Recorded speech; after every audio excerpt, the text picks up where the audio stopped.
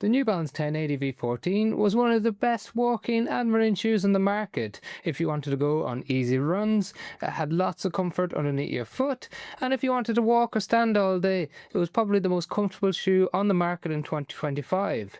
Well, the V15 saw wholesale changes compared to that, and then they also brought out the New Balance Ellipse. So today we're going to talk about where the Ellipse sits in the New Balance range, how it compares to the 1080 V15, and which one is the right one for you. When we look at the cushioning, we have to think about the V15 first, because it has brand new cushioning to the New Balance line, which is the Infinium cushioning.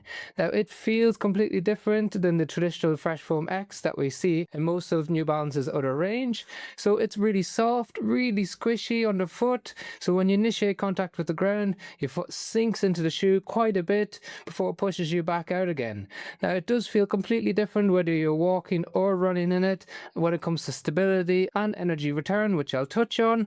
But in comparison to that, we've got the classic Fresh Foam X in the brand new Ellipse, and that feels a bit more like what you'd expect. So you sink into it, it wraps around your foot, really comfortable initial step-in feel, similar to what we saw in the 1080 V14. So that transitions all the way through to the forefoot, so when you're going to push off, you're still getting lots of protection and cushioning and comfort underneath your foot. Now, there is a difference in the volume of cushioning in both of these shoes. So we have 38 mils in the heel and 30 in the forefoot in the Ellipse, giving you an 8 mil drop, whereas we have a 6 mil drop in the 1080 V15 with 40 mils in the rear foot, 34 in the forefoot. So a bit more protection underfoot, and the geometry of the shoe is completely different as well. Slightly lighter shoe in the 1080 V15, coming at 261 grams versus 268 grams in the Ellipse, but with them in a size 9 men's US. So relatively lightweight shoes, which makes a big difference if you're walking in them for long days or if you're going for those long easy runs. Then in terms of the geometry of the shoe, well, with the 1080 V15 it was actually a relatively rocket shoe, but they've completely flattened the base of the shoe in the V15. So you have less of a rocker, less toe spring, that's where your toes are held elevated in the shoe, whereas you have more of a rocker on the Ellipse and a slightly better heel bevel in my opinion. Now, the heel bevel is the curve at the back of the shoe, and that means that when you initiate contact with the ground, walking or running, it gives you a smooth transition towards the middle of the shoe, so it doesn't feel clunky, it doesn't feel like your foot slaps down. It's actually a little bit clunkier in my opinion in the 1080 when you're walking in it, and that has an impact in the stability of the shoe. Underneath the shoe, they both have quite a broad base of support. The 1080 is deceptively wide, especially in the midfoot. Having a wide midfoot means that increases the amount of contact that you have with the ground, therefore making the shoe more stable overall. Now, that's certainly the case for the Ellipse, but because of the new cushioning in the 1080, it actually feels quite unstable underfoot when you're walking or standing in it. Because the cushioning is so squishy, not necessarily mushy like we saw on the V13, but it's just quite soft underfoot, so it makes it more of a classic neutral shoe. So if you're looking for a shoe for walking or standing in all day that has a little bit more stability to it, it's definitely not the V15 of the 1080.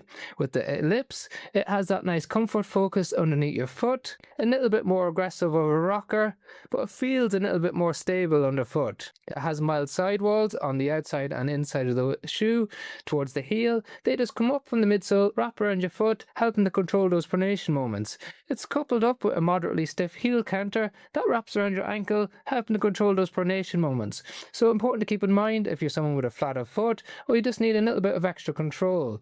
This provides it despite being a neutral shoe, where it's just a classic neutral in the 1080. It doesn't have any form of sidewalls, it has that softer cushioning underneath your foot, and even though it has that flatter base, it's still just a little bit unsteady if you're changing directions or if you're walking on uneven surfaces. Now, they are also very different on top of the shoe in terms of the fit and the feel. In the toe box, we had a relatively good toe box in the 1080 V14, but on the V15, it's actually quite tapered and narrow, a bit more like a race fit. It's also a little bit shallow. Despite it being quite a stretchy upper, which wraps around your foot, it does stretch a little bit the more you use it. However, if you've got a relatively wide forefoot, you might need to think about the wide version in this shoe. The Ellipse, on the other hand, has an excellent fit in the toe box. It's a a normal to wide fit in my opinion, and it's also got a slightly higher volume than we see in the 1080, meaning that if you've got a generally bigger foot, you're going to be more accommodated in the Ellipse. I'm not sure if it comes in a wide version yet, maybe let me know in the comment section below, but I imagine it will, as New Balance are one of the most accommodating brands towards wide feet. Both of them have a great lacing system and lockdown on the midfoot. Now you've got a deeper heel cup on the Ellipse versus what we see on the 1080. So if you're someone who finds that your heel slips out of a shoe, or that if it's too shallow it rubs off the back of your heel, something to keep in mind with the 1080, not a problem with the lockdown on the Ellipse. So historically, the 1080 was a great all-rounder. Well, with the v15, that's completely changed. When it comes to walking, you can use it. I'm not saying don't. It's just a little bit more unstable. It's very much a classic neutral shoe. It's a little bit soft and squishy underneath your foot.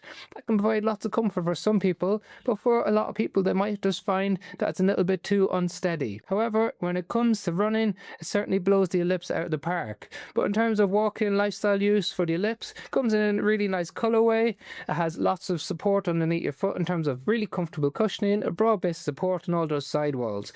So it's a neutral shoe with plenty of support for keeping your foot centered in the shoe as you move. A slightly higher drop with a nice steady 4-foot rocker means that you transition smoothly from the back to the front of the shoe if you want to use it for walking for long periods of time, or if you just want it as a shoe for standing, it's not too unstable despite the subtle rocker in the shoe. Now when it comes to running, they're just worlds apart. So the 1080 V15, the new Infinium cushioning, is very bouncy, very responsive. It completely transforms from when you walk to when you run in it.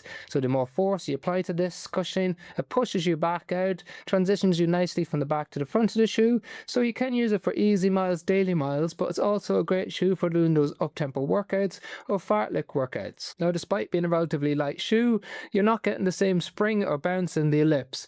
It can clock up easy miles, those daily miles, or those long runs at the weekends. However, it's not built for speed, it's more focused on comfort. So there we have it, two very contrasting shoes whether you're walking or running in them now.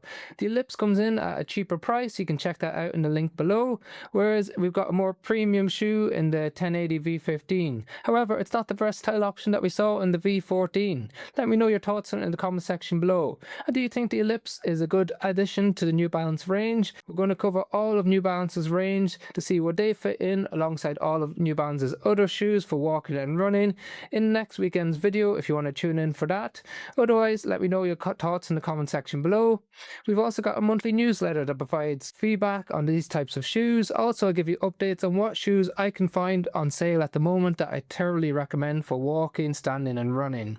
You can sign up to that in the description below. And finally, if you're new to the channel or you watch regularly but you haven't subscribed, please do, as a single thing that you can do for free that makes the biggest difference to the channel. Thank you very much for watching.